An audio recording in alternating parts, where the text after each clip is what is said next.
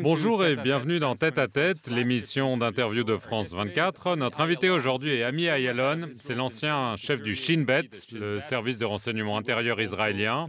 Il a été aussi commandant de la marine israélienne. Il est avec nous depuis Keret Meharal, dans le nord d'Israël. Merci beaucoup, monsieur Ayalon. Merci de votre invitation. La guerre à Gaza dure depuis maintenant 9 mois. Une question simple mais cruciale. Est-ce que vous pensez que le Premier ministre israélien Benjamin Netanyahou veut vraiment terminer cette guerre? Pour être parfaitement honnête, je n'en ai aucune idée. Vous savez, la psychologie dans ma famille, c'est plutôt l'affaire de ma femme. Je ne sais pas ce qu'il pense, lui. Mais quand j'entends ses annonces, ses déclarations, quand il promet une défaite militaire décisive du Hamas, je sais que Netanyahou est une personne très avisée et très intelligente, mais je ne pense pas qu'il veuille mettre fin à la guerre, parce qu'il sait très bien que dans le combat contre le terrorisme, il n'y a pas de décision militaire. Et le seul moyen de vaincre le Hamas est de créer une réalité différente, c'est-à-dire passer par la diplomatie et la politique. Il n'a pas cette approche et donc, pour vous répondre, je n'ai aucune idée de ce qu'il veut vraiment. Le porte-parole de l'armée israélienne a récemment dit que dire aux Israéliens que l'on va détruire le Hamas, c'est de la poudre aux yeux. Cela a été clairement autorisé par le leadership militaire israélien. Qu'est-ce que cela vous dit des sentiments qui habitent les gens à l'intérieur de l'appareil militaire et sécuritaire israélien? Je pense qu'il s'agit d'un phénomène mondial. Il faut bien comprendre qu'au XXIe siècle, les guerres que nous menons sont totalement différentes de celles que nous menions au XIXe et au XXe siècle. Dans les guerres que nous menons aujourd'hui, il n'y a pas de décision militaire. Nous l'avons vu en Afghanistan, nous l'avons vu en Irak, nous l'avons vu en Afrique, dans plusieurs régions, et en Israël, nous le voyons tous les jours, en Cisjordanie, au Liban et aujourd'hui à Gaza. Ce que notre porte-parole a déclaré, c'était exactement ce que tous les commandants militaires aux États-Unis, en Europe, en Israël comprennent. Et vous savez, c'est étrange. Je pense que seuls les commandants militaires comprennent beaucoup mieux les limites du pouvoir militaire. Ils le comprennent beaucoup mieux que les politiques. Et probablement même que les diplomates. Et c'est ce que nous constatons. Nos généraux militaires comprennent que nous avons détruit la capacité militaire du Hamas. Nous sommes en train de conquérir Khan Younes pour la 3e fois, Ansariya pour la 2e fois, et même si nous tuons tous les activistes du Hamas et tous leurs dirigeants, même si nous détruisons tous leurs centres de commandement et leurs infrastructures militaires, dès le lendemain, 2 enfants pourront prendre un couteau et essayer de tuer un Israélien. Et donc, il n'y a pas de décision militaire dans cette guerre. Nos commandants militaires le disent tous les jours et nos dirigeants politiques ne l'acceptent pas. Estimez-vous que, d'une certaine façon, le Hamas a déjà gagné cette guerre? Par cela, je veux dire en ramenant la question palestinienne au centre de l'attention mondiale. Comme je l'ai déjà dit, et je tiens à le répéter, la seule manière de vaincre le Hamas est de présenter une meilleure réalité, une meilleure idée. Cette meilleure idée, c'est un meilleur horizon politique pour les Israéliens et pour les Palestiniens. Vous savez, les Palestiniens, la plupart des Palestiniens ne sont pas des membres du Hamas. Ils ne croient pas au concept de la charia comme constitution. Dans la future Palestine, ils ne veulent pas que ce soit le Hamas qui soit au pouvoir, parce que le Hamas, c'est un mouvement religieux radical très, très intégriste. Et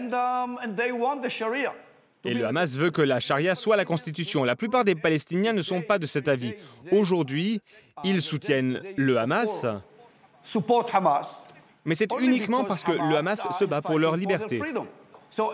Ainsi, tant que nous ne créerons pas un horizon différent, des perspectives politiques différentes pour nous deux, à savoir une solution à 2 États, le Hamas bénéficiera d'un soutien et d'une certaine manière, le Hamas gagnera ou remportera cette guerre.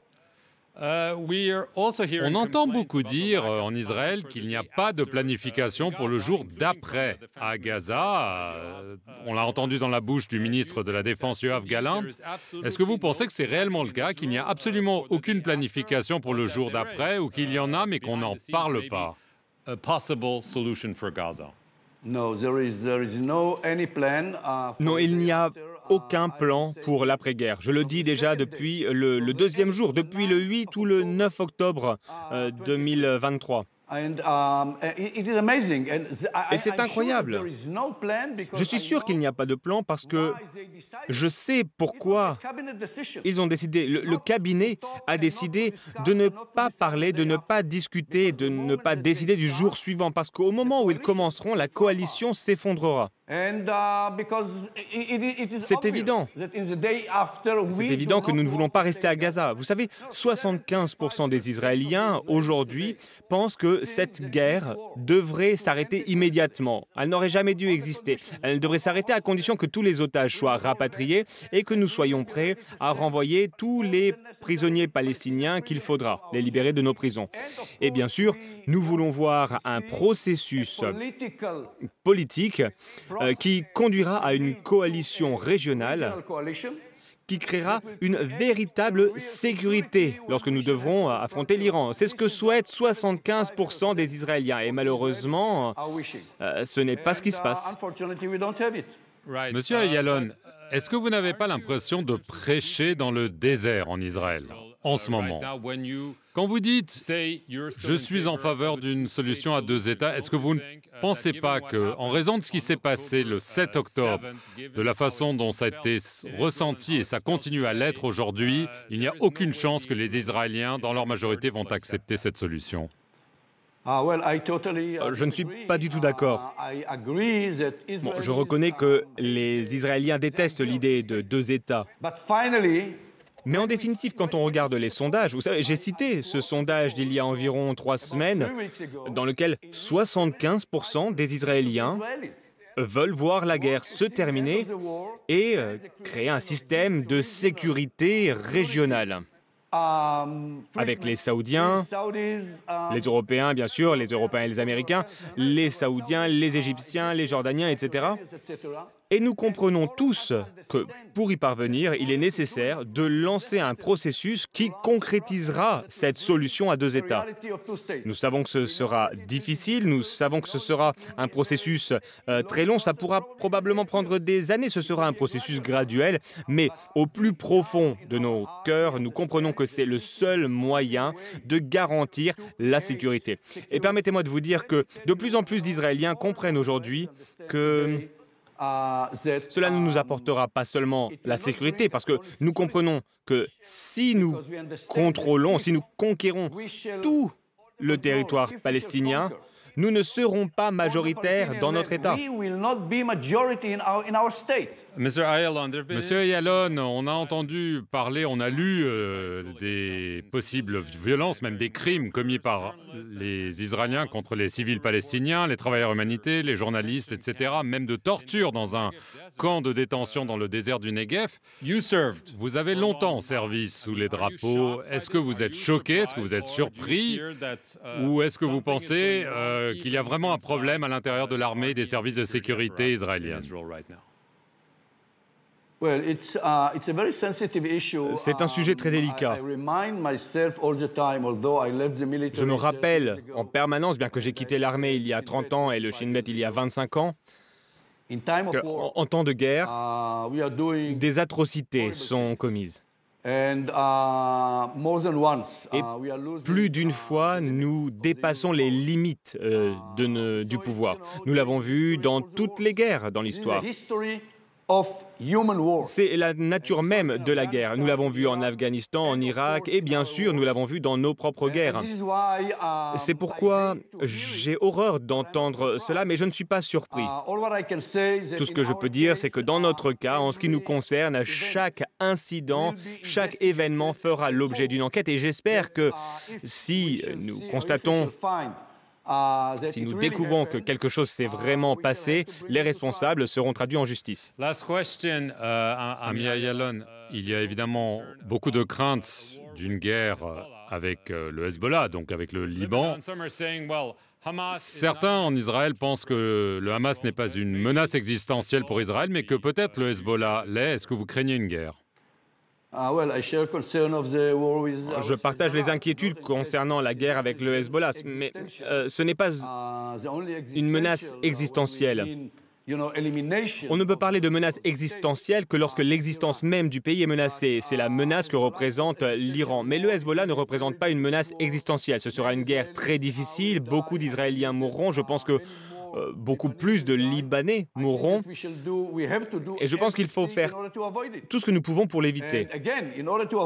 Une fois de plus, pour l'éviter, il est évident aujourd'hui que nous devons arrêter la guerre à Gaza. Réduire les pertes. Nous sommes en train de gagner toutes les batailles à Gaza, mais nous devons comprendre qu'à moins d'utiliser la diplomatie et le processus politique, nous ne remporterons pas la victoire dans cette guerre. Les Israéliens le comprennent aujourd'hui. C'est pourquoi j'ai entendu notre ministre de la Défense, que je connais bien, il était sous mon commandement lorsqu'il était dans la marine. Je sais qu'il l'a dit, il l'a dit. Il a dit que nous devions faire tout ce qui était dans notre pouvoir pour éviter une guerre avec le Liban. Alors j'espère qu'il comprend que pour ce faire, nous devons arrêter la guerre à Gaza. Dernière question, est-ce que vous pensez que Benjamin Netanyahou doit partir pour qu'il y ait la paix? Le plus vite possible. Tant qu'il sera Premier ministre, nous n'aurons pas la paix. Nous n'aurons pas de sécurité et jour après jour, nous perdons notre démocratie. Et je pense que 80% des Israéliens le comprennent aujourd'hui. La plupart des gens qui ont voté pour lui veulent aujourd'hui qu'il parte. Il doit partir immédiatement.